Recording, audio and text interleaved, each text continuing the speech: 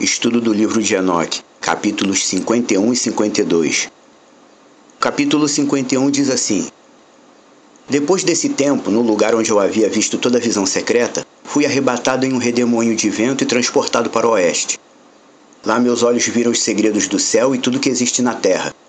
Uma montanha de fogo, uma montanha de cobre, uma montanha de prata, uma montanha de ouro, uma montanha de metal fluido e uma de chumbo. E eu perguntei ao anjo que foi comigo, dizendo: O que são estas coisas que em segredo eu vi? Ele disse: Todas as coisas que tu viste serão para o domínio de Machia, Messias, para que ele possa comandar e ser poderoso sobre a terra.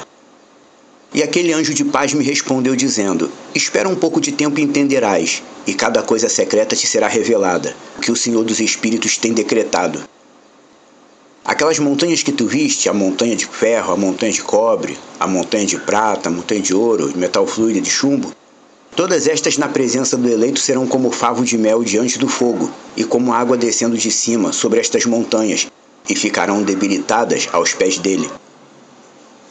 Naqueles dias os homens não serão salvos por ouro e por prata, nem o terão em seu poder para assegurar-se e voar. Lá não haverá nem ferro nem casaco de malha para o peito. Cobre será inútil. Inútil também será tudo que não enferruja nem se consome, e levar não será desejado. Todas estas coisas serão rejeitadas e perecerão na terra, quando o eleito aparecer na presença do Senhor dos Espíritos. No capítulo 52 diz: Ali meus olhos viram um vale profundo, e larga era a sua entrada. Todos os que habitam na terra, no mar e nas ilhas, trarão para ele dons, presentes e oferendas. Contudo, aquele profundo vale não se encherá. Suas mãos cometerão maldade. Tudo que eles produzirem por trabalho será devorado pelos pecadores por crime. Mas eles perecerão de diante da face do Senhor dos Espíritos e da face de sua terra. Eles se levantarão e não falharão para sempre. E ouvi anjos de punição que estavam habitando ali e preparando todos os instrumentos de Satã. Então perguntei ao anjo da paz, que continuava comigo, para quem aqueles instrumentos eram preparados. Ele disse: Estes estão sendo preparados para os reis e poderosos da terra, para que assim eles sejam destruídos. Depois os justos e a casa escolhida de sua congregação aparecerão, e desde então serão imutáveis em nome do Senhor dos Espíritos. Nem aquelas montanhas existirão na presença dele, como a terra e os montes, como as fontes de água existem. E os justos serão aliviados da vergonha dos pecadores. Essa foi a leitura dos capítulos 51 e 52 do livro de Enoque. Essa parte do estudo é uma das partes mais complexas e difíceis de se compreender, porque sente só o peso da visão que Enoque teve. Ele viu uma montanha de fogo, uma montanha de cobre, uma montanha de prata, uma de ouro, uma de metal fluido e uma de chumbo. E quando ele perguntou, o anjo disse: Todas estas coisas serão para o domínio de Machia, do Messias, o ungido, para que ele possa comandar e ser poderoso sobre a terra. Mas o que seriam essas montanhas de minérios? Se você for procurar esse tipo de assunto na internet, no Google, você vai encontrar montanha de cobre na Suécia, montanha de prata na Bolívia, montanha de ouro na Guiana Francesa e por aí vai. Muitos países do mundo têm riqueza mineral em grande quantidade, abundante. Será que é disso que Enoque está falando? Teoricamente, a resposta para essa pergunta é sim e não, pois o anjo explicou que a visão é Enoque dizendo: Todas estas coisas serão para o domínio de Machia. O texto está supondo aqui que Yeshua não dependerá dos recursos econômicos aqui na terra para exercer seu domínio monárquico, para ser o rei. Mas ao mesmo tempo entendemos que estas montanhas de minério existentes nos 4 cantos do mundo representam a fonte de recurso dos governos, das nações. É de lá que eles tiram seus recursos para sobreviverem como nação. Os líderes das nações, pelo que nós vemos no texto, eles tentarão usar suas riquezas para agradar ao rei, Yeshua, dando presente. Mas isso não será possível. Dinheiro não vai comprá-lo. Dinheiro para Yeshua não é nada. Os líderes das nações têm algum poder econômico, algum poder terrestre por causa do dinheiro, da riqueza. Mas Yeshua, como rei, ele terá poder sem precisar de dinheiro, porque ele é o filho do Deus invisível. O texto de Enoque diz que estas montanhas de minério derreterão e serão como água correndo aos pés dele, aos pés de Yeshua. Quando ele estiver de volta a esse mundo para ser rei, ele anulará a força do capital econômico. Ele não precisará de riquezas para manter o governo dele. O governo dele será primeiramente espiritual, antes de tudo.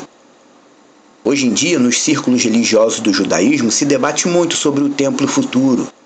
Afinal de contas, Mashiach terá como sede de seu reinado um templo edificado aqui na terra, por mãos humanas, ou um templo que descerá dos céus, junto com ele, de forma sobrenatural. O falso Mashiach vai ter um templo feito na terra, mas o verdadeiro rei ungido jamais se sentará num palácio construído por mãos de pecadores, porque além de ser um regente monárquico e líder espiritual, ele é santo. Não podemos esquecer isso.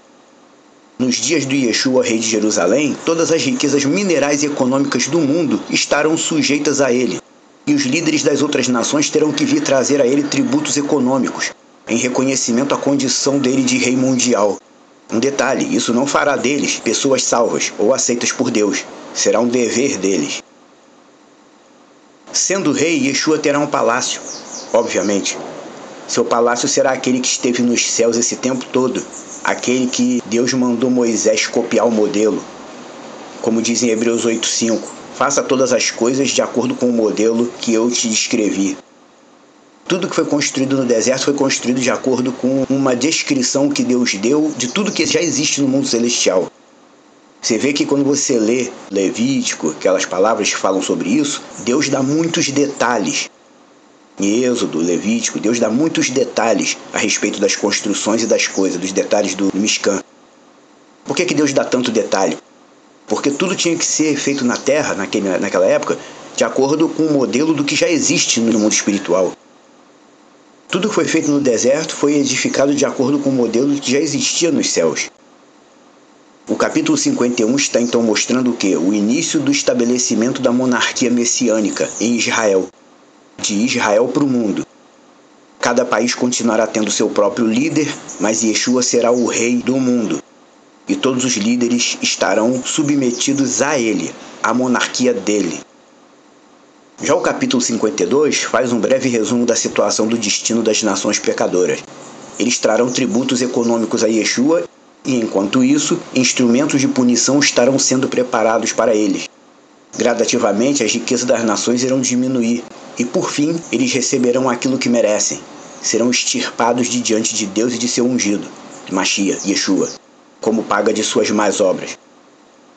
O Israel atual está correndo contra o tempo para juntar ouro, prata e riqueza para poder construir o templo, que será o templo-palácio do falso Mashiach. Mas isso aí está acontecendo para cumprir profecia. Porque quando Yeshua vier reinar, realmente, ele trará consigo seu próprio palácio. Esse estudo é mais curto do que os demais, porque só fala sobre essa parte, dos líderes das nações prestando honras e dando presentes e tributos a ele. Talvez até achando que isso vá comprar a simpatia do rei mundial.